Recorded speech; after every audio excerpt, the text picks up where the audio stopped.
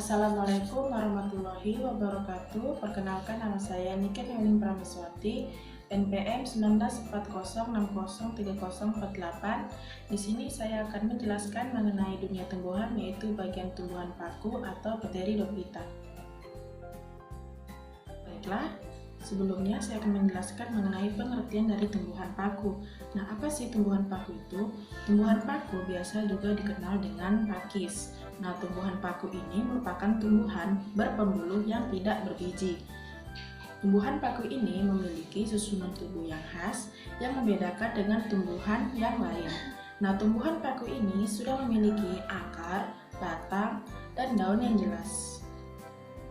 Adapun contoh gambar dari tumbuhan paku. Nah, gambar di samping merupakan contoh dari tumbuhan paku. Ada tanduk rusa dan kemudian ada Dreamoglossum sp. Kemudian adapun anggota tumbuhan paku. Nah, anggota tumbuhan paku yang akan saya jelaskan di sini ada 4, yaitu akar, batang, daun, serta di bagian bawah sporofilnya. Nah, yang pertama ada akar. Nah, akar pada paku ini atau tumbuhan paku ini bersifat seperti serabut yang ujungnya dilindungi oleh kaliptra atau tudung akar. Kemudian yang kedua adalah batangnya. Nah, batangnya ini pada sebagian besar paku tidak terlihat karena beberapa tumbuhan paku ini batangnya berada di dalam tanah dalam berbentuk rimpang. Nah, tetapi ada juga yang memiliki batang di permukaan tanah yang bercabang. Contohnya seperti Cyathea. Kemudian yang ketiga adalah daunnya. Nah, daun pada tumbuhan paku ini tampak jelas. Nah, daunnya ini selalu melingkar dan bergulung pada usia muda.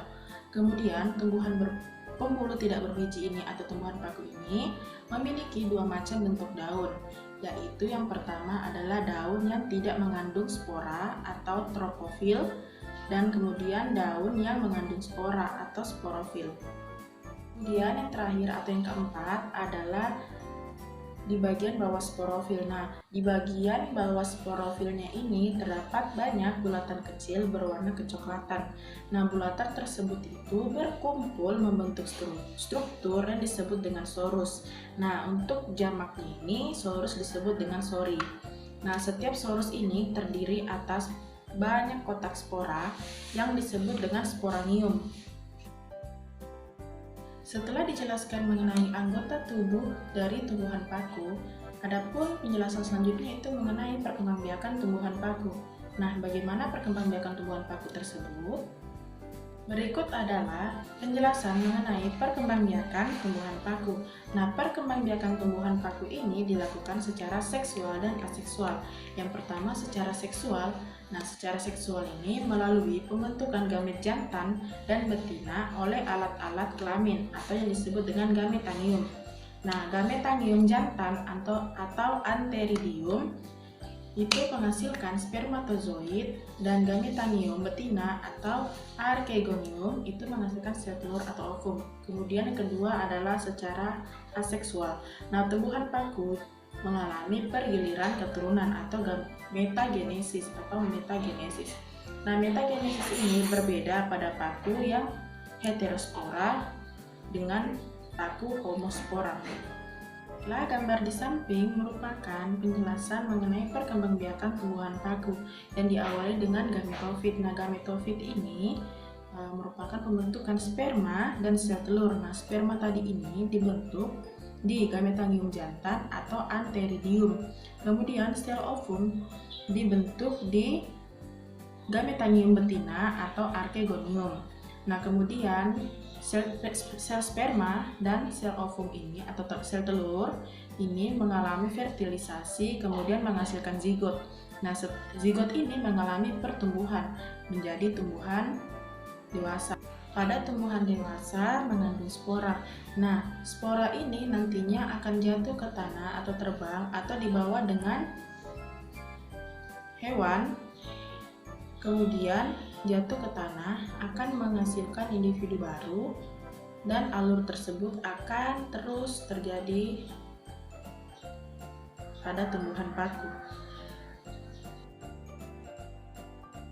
Nah, tumbuhan paku ini atau tumbuhan berpembuluh tidak berbiji diklasifikasikan berdasarkan perbedaan morfologi tubuh.